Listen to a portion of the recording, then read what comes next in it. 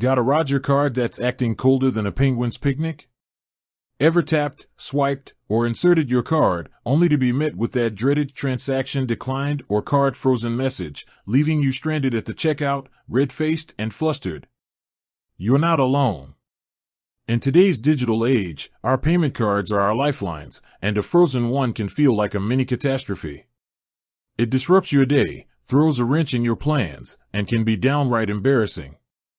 But before you panic and assume your financial world has come to a screeching halt, take a deep breath. Because chances are, your Roger card isn't permanently iced, it's probably just in a temporary deep freeze, and thawing it out is often simpler than you think. This isn't about some arcane financial magic, it's about understanding the common reasons why cards get frozen, and more importantly, the practical steps you can take to unfreeze your Roger card and get back to seamless transactions. We're going to dive deep into the world of card security, fraud prevention, and customer service, equipping you with the knowledge and confidence to tackle this common but often frustrating issue. Think of this as your comprehensive guide to unfreezing your Roger card, whether it's a case of mistaken identity, a forgotten PIN, or a security alert that's doing its job a little too well. So, let's peel back the layers of mystery surrounding frozen cards and empower you to take control of your financial flow. The first step in unfreezing your Roger card is understanding why it got frozen in the first place. This isn't a random act of digital sabotage, there's always a reason, and identifying it is crucial for a swift resolution. Let's break down the most common culprits. 1. Security alerts and suspicious activity. This is perhaps the most frequent reason. Your bank's fraud detection systems are constantly monitoring your card activity for anything out of the ordinary. This could include unusual spending patterns, a sudden large purchase, multiple transactions in a short period, or purchases made in a geographic location far from your usual spending habits can trigger an alert. Imagine buying a new car and then immediately booking a flight to a country you've never visited. That could look suspicious. Transactions in high-risk locations. Certain countries or regions are flagged as high risk for fraud, and transactions originating from these areas might automatically trigger a freeze, even if they're legitimate.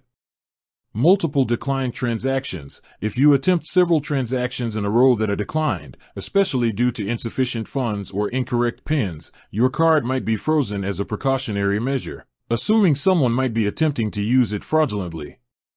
Data breach concerns. If a merchant you've recently used experiences a data breach, even if your card wasn't directly compromised, your bank might freeze your card as a proactive measure to prevent potential fraud.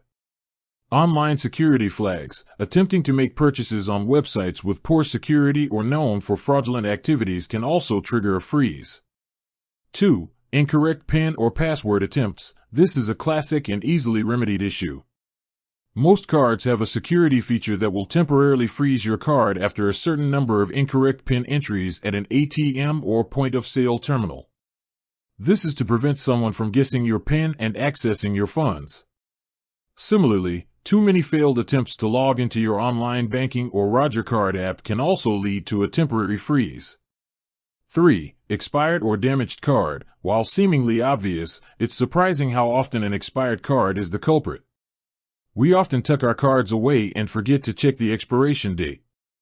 A damaged card, with a cracked chip or a demagnetized strip, can also lead to it being unreadable by terminals, which might be interpreted as a freeze.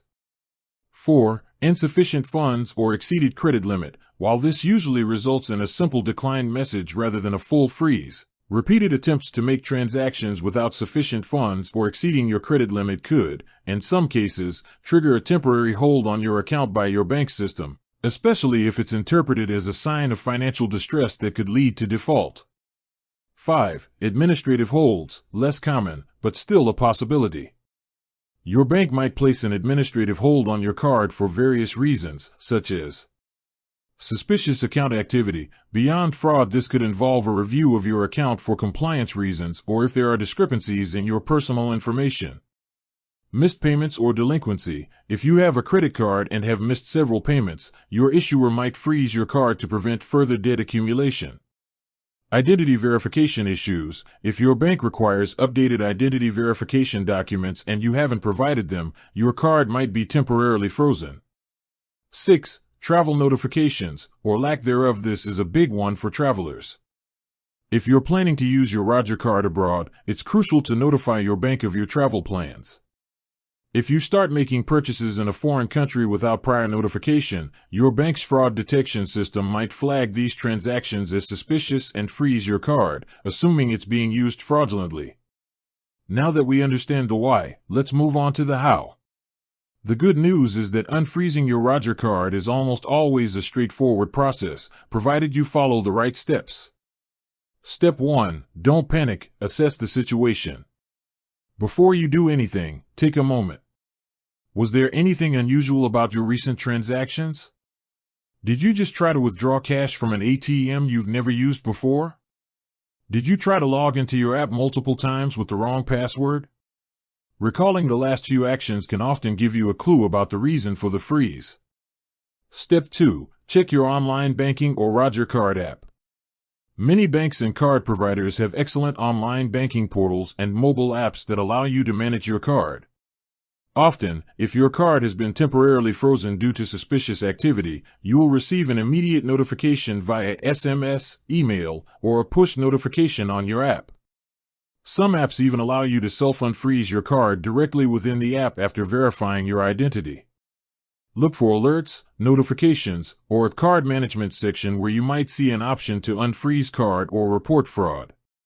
This is always your first port of call, as it's the quickest and most convenient way to get an initial diagnosis and potentially a solution. With that said, thanks for watching, and until next time.